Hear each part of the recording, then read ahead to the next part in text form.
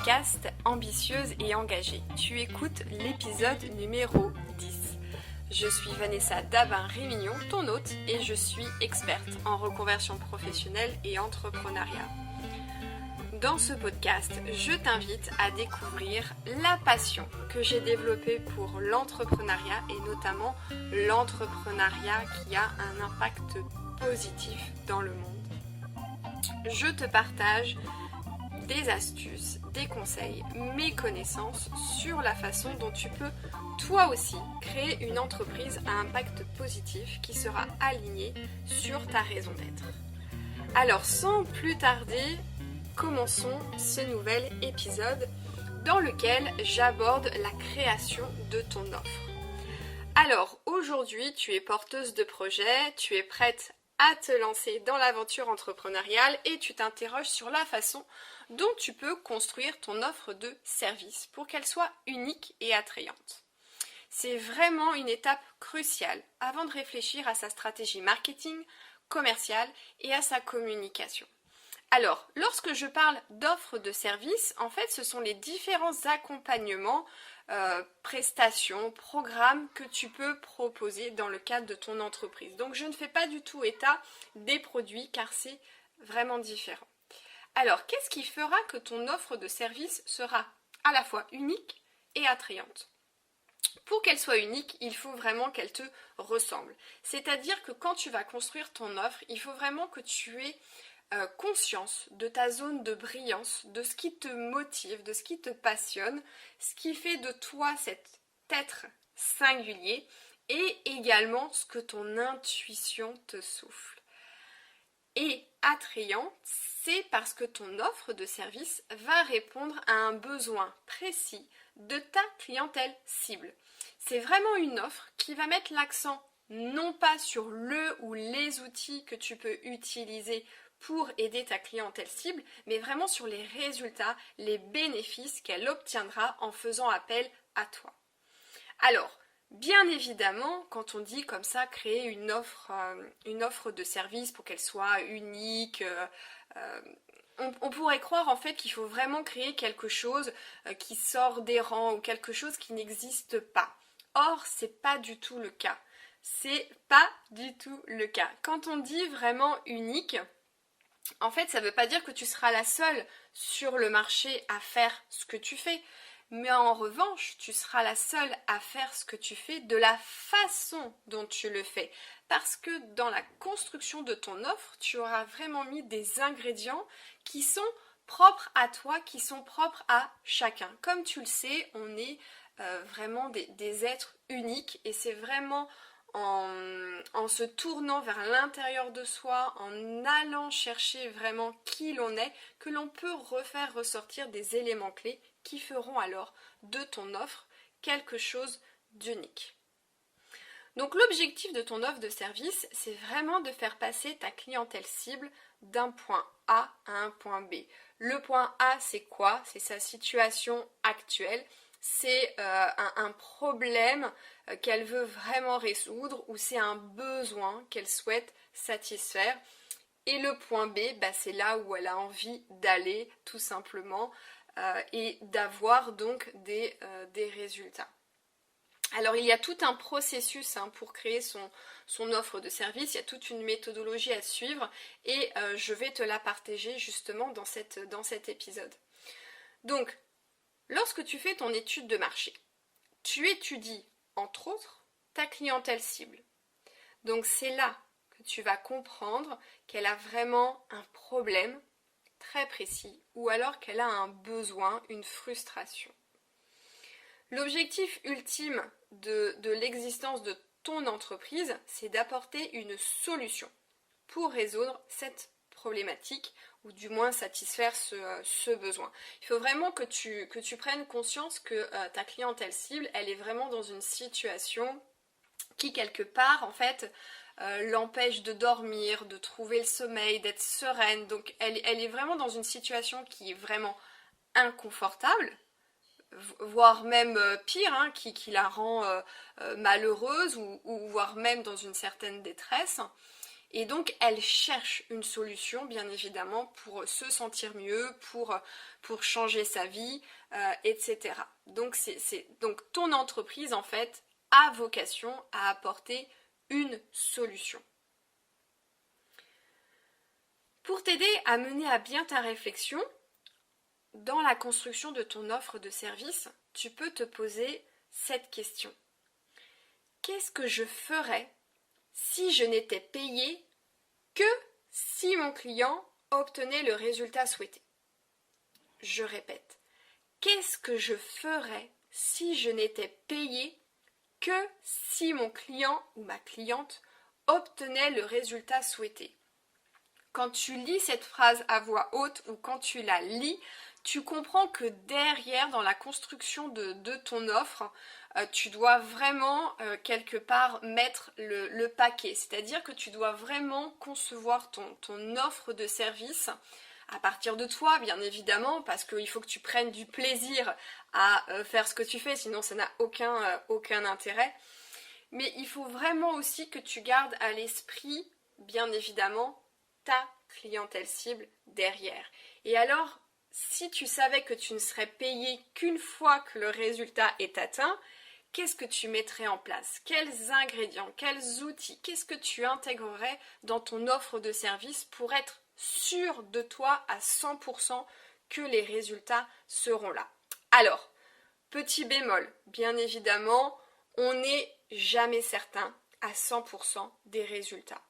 Pourquoi? Quand on dispense un service, on n'est pas à la place du client. Et certaines personnes, eh bien, seront peut-être réfractaires ou auront des difficultés à rentrer dans ce que tu peux proposer. Donc ce ne sera pas forcément de ta responsabilité, mais c'est vraiment garder à l'esprit qu'il faut que tu construises ton offre de service pour être vraiment sûr que si la personne fait ce que tu lui demandes de faire, les résultats seront là. Donc construire une offre de service attrayante et unique, c'est vraiment en fait construire une offre qui se vendra entre guillemets presque seule. Donc, autre élément vraiment important et que je veux te partager pour t'aider à créer ton offre de service. Il faut que tu aies en tête une chose essentielle sur le fonctionnement de l'être humain en général. Sache que l'être humain en général, il n'aime pas l'effort. Je pense que tu peux juste t'observer, je pense que tout à chacun peut simplement s'observer. Notre cerveau met vraiment l'accent sur la satisfaction immédiate, sur la recherche du plaisir immédiat.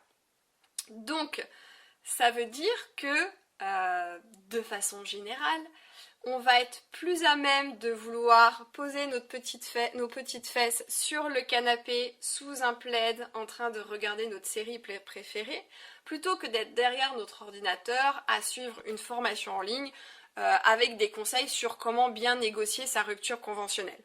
Tu vois. Donc il faut que tu te dises que, en fait, en face, l'être humain n'aime pas l'effort. Donc quand tu vas construire ton offre de service, il faut vraiment que tu prémâches le travail au maximum. Parce que l'être humain, tout ce qui est dans l'effort, c'est pas son truc. Vraiment. Alors bien évidemment, il y a des exceptions. Regardons tous les sportifs, ceux qui sont vraiment des grands sportifs. Ils sont tout le temps dans ce dépassement de soi. Mais c'est une petite partie de la population. En règle générale, l'être humain vraiment n'aime pas l'effort et il veut que les choses lui soient prémâchées, entre guillemets. Alors, ça ne veut pas dire que tu dois tout faire à la place de ta clientèle cible. Moi, j'ai pour philosophie dans mon entreprise d'avoir un positionnement qui est vraiment empowerment. C'est-à-dire que je suis vraiment pour l'autonomisation des femmes. Donc dans la construction d'une offre, effectivement c'est bien d'avoir conscience que l'être humain n'aime pas l'effort et qu'il faut vraiment structurer chaque étape pour vraiment rendre l'accompagnement plus fluide, plus méthodique, en ayant vraiment de sorte en fait que ta clientèle cible, elle ait vraiment l'impression qu'on lui tienne la main. C'est exactement ça. Par contre, d'un point de vue empowerment, il faut qu'elle fasse le job. C'est pas à toi de lui faire. Parce que quand on est aussi entrepreneur du changement, on veut avoir un impact positif, on veut faire une différence dans la vie des gens. Donc, il faut avoir aussi ce positionnement-là de se dire comment je peux accompagner, guider ma clientèle cible à arriver à une transformation, à des résultats qu'elle a vraiment envie d'atteindre, tout en lui laissant cette marge de manœuvre pour qu'elle-même puisse faire ce travail intérieur de transformation. Alors je vais illustrer mes propos parce que c'est pas forcément... on aime bien avoir des exemples, donc je vais t'en donner. Admettons que tu accompagnes les femmes à perdre du poids. Peu importe la méthode ou l'outil que tu utilises, que tu sois, je sais pas, naturopathe, coach, thérapeute, hypnothérapeute, bref, peu importe. Ce que tu peux proposer à ta clientèle cible, qui est donc une femme et qui veut perdre du poids, c'est tout simplement de lui fournir un parcours en lui transmettant par mail chaque jour un outil à se réapproprier dans son quotidien. Ça peut être un outil par exemple pour gérer ses émotions, parce qu'on sait que la gestion des émotions est vraiment en lien avec cette histoire de gestion de son poids. Donc tu peux lui transmettre aussi au quotidien ou une fois par semaine, tout va dépendre du temps d'accompagnement, une liste d'ingrédients, des recettes. Tu peux également lui fournir une liste de commerces dans lesquels elle va retrouver les références que tu affectionnes particulièrement et que tu lui recommandes, etc. On peut citer la marque Comme J'aime. Comme J'aime, c'est ça, c'est le spécialiste de la perte de poids. Donc tu as la livraison à domicile de tes repas, tu as juste à faire chauffer ton repas, tu as un suivi, alors je sais pas si c'est hebdomadaire ou quotidien, j'en sais rien, mais tu as un suivi aussi avec un coach pour t'aider à garder la motivation et du coup à éviter les craquages, éviter les grignotages, etc. Donc tu vois, là on prémâche vachement le travail, mais après on a notre avis sur l'enseigne elle-même. Tu vois à quel point il y a une vraie réflexion sur comment je peux faire les choses pour que ma clientèle cible fasse le moins d'efforts possible et qu'elle soit sûre d'avoir les résultats. Je lui fournis les repas parce que je sais qu'il y a besoin de tant de grammage de protéines, tant de grammage de légumineuses, tant de grammage de légumes, etc. Donc, on va dire que d'un point de vue scientifique, je sais qu'il y aura des résultats. Donc, quand je fais une promesse et quand je suis dans la vente, je sais que la personne aura des résultats, de toute façon. Si on est dans une dynamique comme la mienne, beaucoup plus empowerment, il y aura par exemple pas de livraison de repas. Par contre, il y aura un suivi beaucoup plus intense, avec là aussi des références en termes de recettes, des outils aussi pour gérer les émotions, une liste d'ingrédients ou de super aliments qui vont vraiment booster le bien-être de la cliente, de la clientèle cible, etc. C'est vraiment comme ça que tu dois mener ta réflexion pour construire ton offre de service. C'est vraiment te dire comment je peux construire une offre avec des étapes bien structurées et je sais que à partir du moment où la personne va rentrer dans le parcours et qu'elle fait ce qu'elle doit faire, il y a des résultats.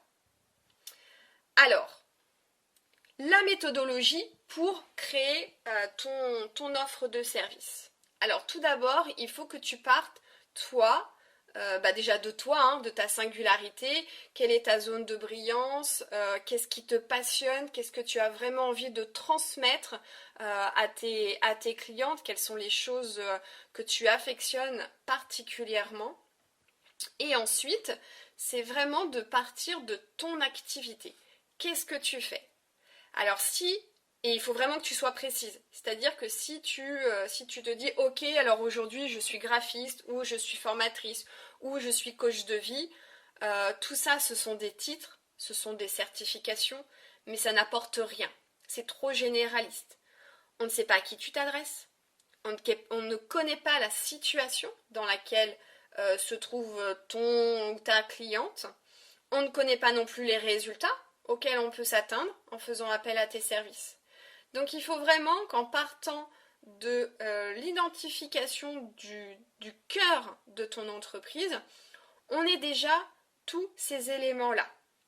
Là aussi, je vais te donner un exemple. Par exemple, moi, je suis coach professionnel certifié. Le cœur de mon entreprise n'est pas d'accompagner toutes les personnes qui rencontrent une difficulté dans leur vie professionnelle. Non. Le cœur de mon entreprise est de guider des femmes cadres qui veulent quitter leur job à créer des entreprises à impact positif alignées avec leur raison d'être. À partir de là, j'ai suffisamment d'éléments pour commencer à structurer mon accompagnement. C'est-à-dire que je sais à qui je m'adresse, je sais quelle est sa problématique et je sais où elle veut aller. Et en plus, j'ai une valeur ajoutée qui est de vraiment créer une entreprise qui sera alignée avec la mission de vie de la personne. Donc vraiment, ensemble, on va co-créer une entreprise qui lui ressemblera à 100% et dans laquelle vraiment elle va pouvoir prendre du plaisir. Donc, à partir de là, tu es vraiment en capacité, là, d'identifier les différentes étapes par lesquelles tu souhaites que ta clientèle cible passe, pour passer d'un point A à un point B. Donc ça demande, c'est un travail qui demande voilà, beaucoup de réflexion, mais en règle générale, les choses se font assez vite. C'est-à-dire qu'on a quand même une idée plus ou moins précise des différentes étapes par lesquelles on veut que notre cliente passe pour avoir les résultats escomptés. Ensuite, pour aller plus loin et pour affiner ton offre, je t'invite tout simplement à la tester. C'est-à-dire qu'il faut que tu trouves dans ton entourage, ou peut-être sur les réseaux sociaux ou en faisant appel à ton réseau, 4 ou 5 cobayes. Alors attention, les cobayes, c'est vraiment des personnes qui représentent en fait le portrait robot de ta clientèle cible. Ne va pas chercher ta meilleure amie qui n'est pas du tout dans la problématique pour laquelle toi tu veux apporter une solution. Tes cobayes, c'est vraiment des personnes qui sont ta clientèle cible. Alors, deux possibilités. Soit tu testes ton offre. Alors attention, c'est pas ton offre de A à Z, c'est vraiment une version bêta de ton offre. Donc cette version bêta, soit tu la testes gratuitement auprès de 4-5 personnes, soit tu la fais payer à un tarif préférentiel parce qu'en fait c'est une version test quoi. Donc à toi de voir, choisis l'option qui est la plus juste pour toi et qui résonne le mieux pour toi. J'ai pas de conseils à te donner là-dessus. Sois aussi libre d'aller vers ce qui résonne le plus pour toi. Donc l'objectif de faire cette démarche-là, c'est de pouvoir recevoir du feedback, tout simplement. Et en recevant du feedback, eh bien, tu vas pouvoir ajuster, modifier ce qu'il y a à modifier, peut-être apporter de nouvelles choses pour rendre vraiment ton offre irrésistible. C'est-à-dire que ton offre va vraiment coller au désirata de ta clientèle cible. Et puis, c'est aussi l'occasion pour toi de récupérer des témoignages.